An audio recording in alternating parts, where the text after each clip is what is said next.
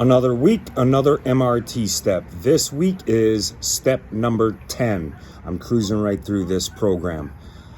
Step 10 is my awareness is increasing. Well, the essence of step 10 is maintaining positive change. The stage is in danger. The major distinction between danger and non-existence is that those in danger have committed to long-term goals. They feel the risk of danger and have communicated their desires to others. They feel a definite direction in their life and see relationships as necessary, important, and satisfying. They usually gain their identity from their long-term goals and recognize the requirements of situations quickly. Most of these people make their moral judgments from the societal contract level and law and order. Many of them slip to lower stages of reasoning and feel a sense of personal letdown when this occurs. Now, that is the MRT, that's from the MRT Freedom Ladder. The essence of step 10.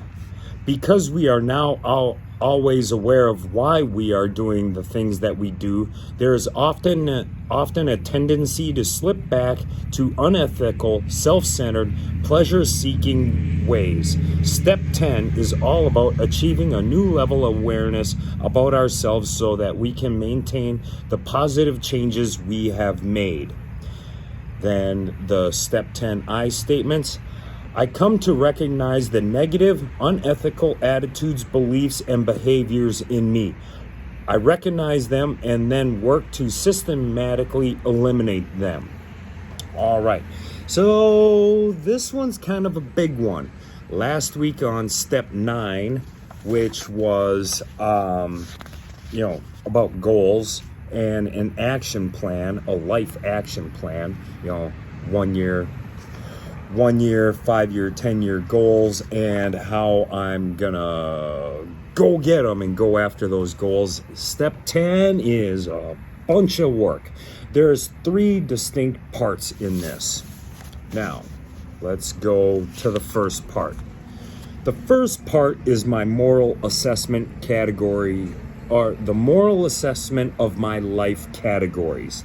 Now, in previous steps, I had to assess what my life categories were. Now I'm morally assessing them.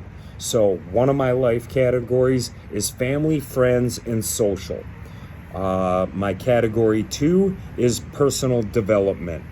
Now, let me go back a little bit. So when family, friends, and social, what that means to me, close people in my life, my mom, my daughter, my sister, my niece, my nephew, my associates that I'm working MRT with, or allies, co-workers, my social network, meetings, mentors, my mentors, and the people I mentee or mentor.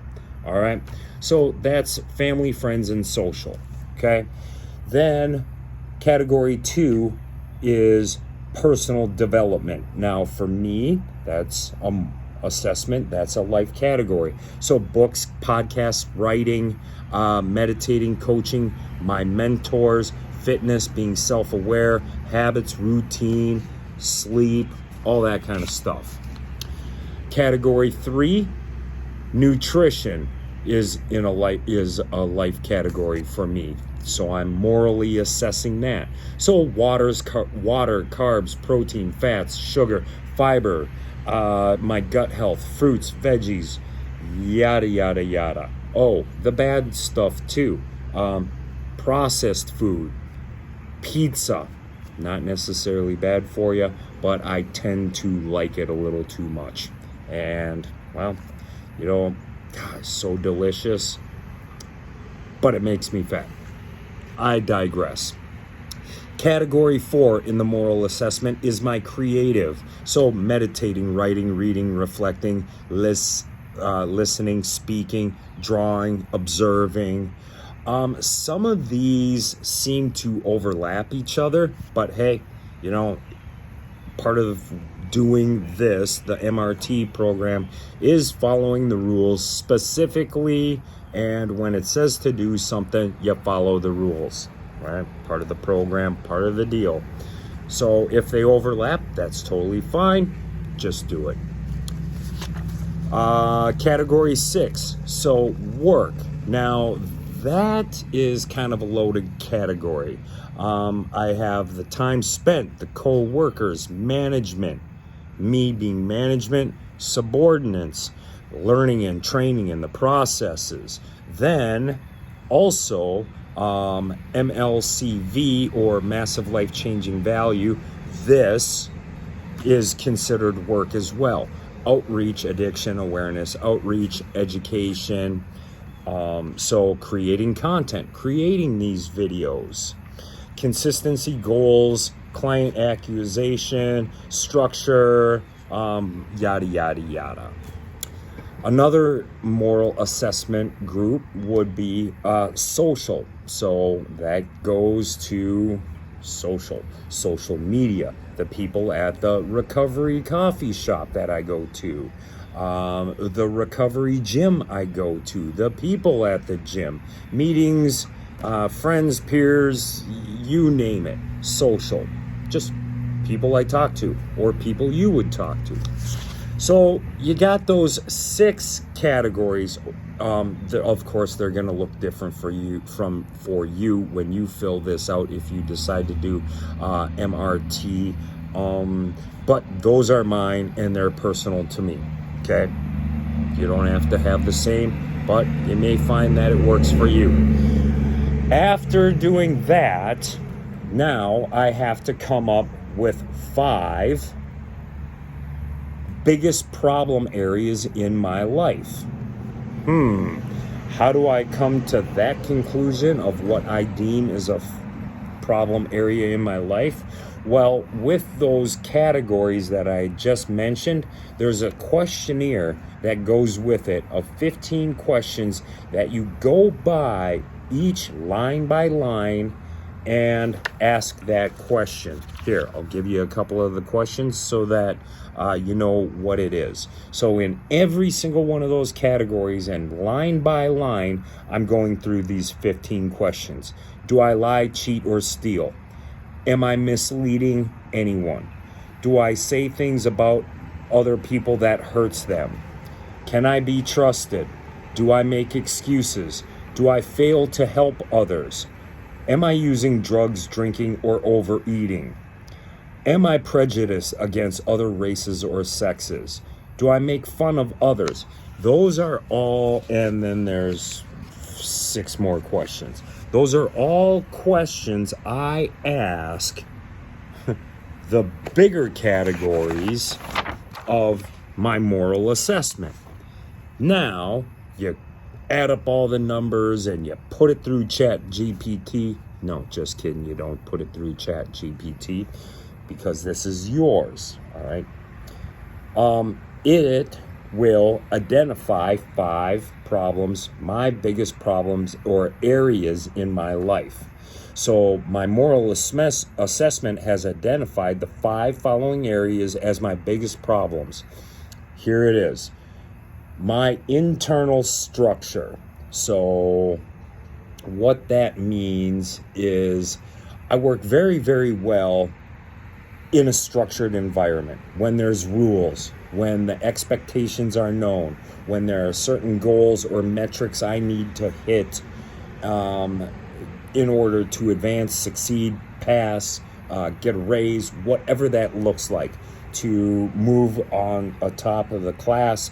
I'm very, very good at that and excel at that.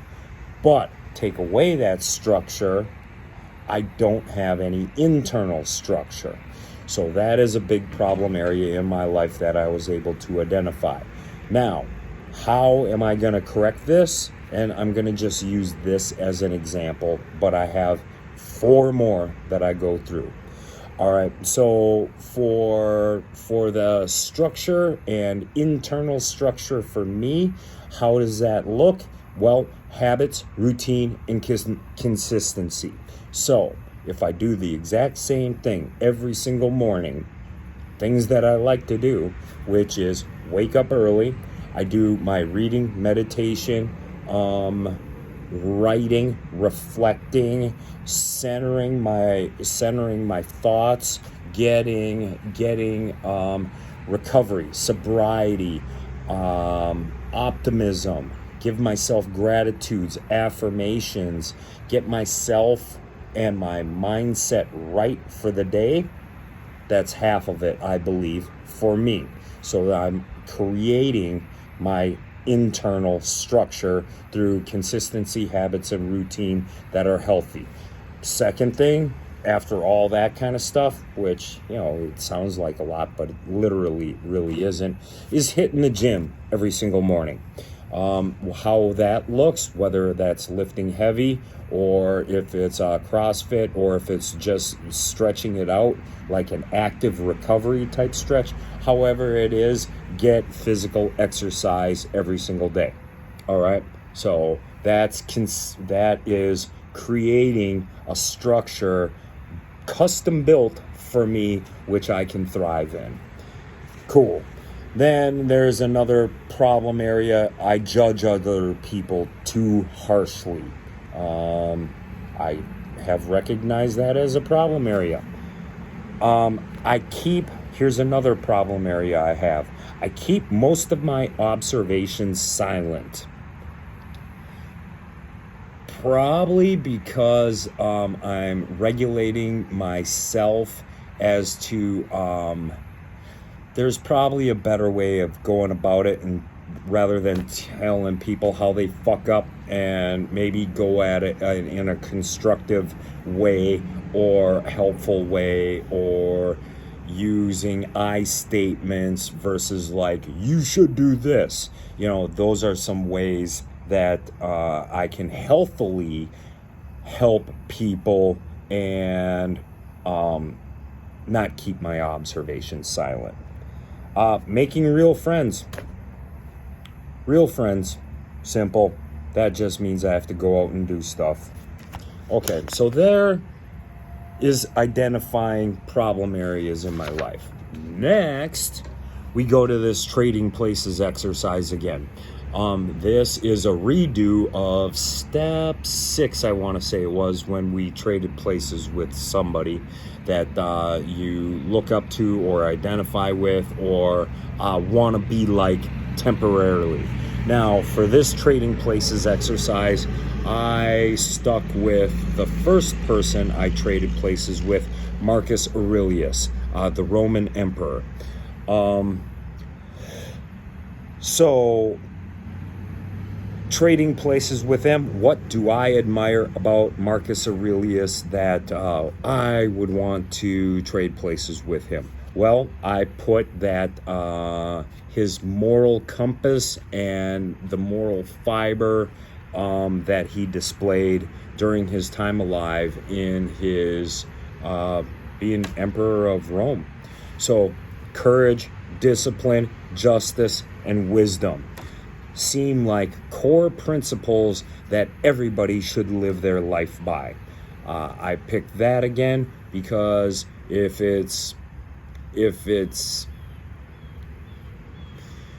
they're fundamental, like having courage, everybody should have courage. Everybody should be disciplined. Everybody should know right from wrong and justice accordingly, and have wisdom.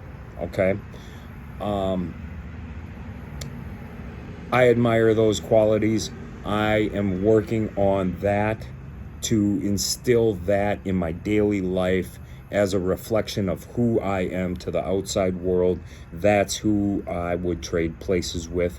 Those are upstanding qualities in a person. Yeah, that's why I decided to do it again like that. Now, interesting side note, the instructor of the course, who happened to be new today, new instructor. I mean, he's familiar with the MRT structure and is actually studied with the gentleman that written this book, so he's very, very familiar with it. Gave me a suggestion that the next time that I decide to trade places, if I redo this exercise, is to pick somebody that's living. Oh, well, okay, well, the instructions didn't say that. Other people, doesn't matter what other people did. I just thought that it was an interesting observation that he recommended that I pick somebody alive. I look at all the moral qualities that Marcus Aurelius had, the courage, the discipline, the wisdom, and the justice, as admirable and things to strive to, anybody should strive to have in their life. I just thought it was kind of interesting. But at any rate, so side note. With that completes step 10. It was a lot of work. It was pretty thought-provoking, but I believe on the other end, it serves me good. And it's a step closer to 11, which, man, they're clipping right by. So that's awesome. Stay tuned for next week when I do present to you step 11 in MRT. Make it a great day.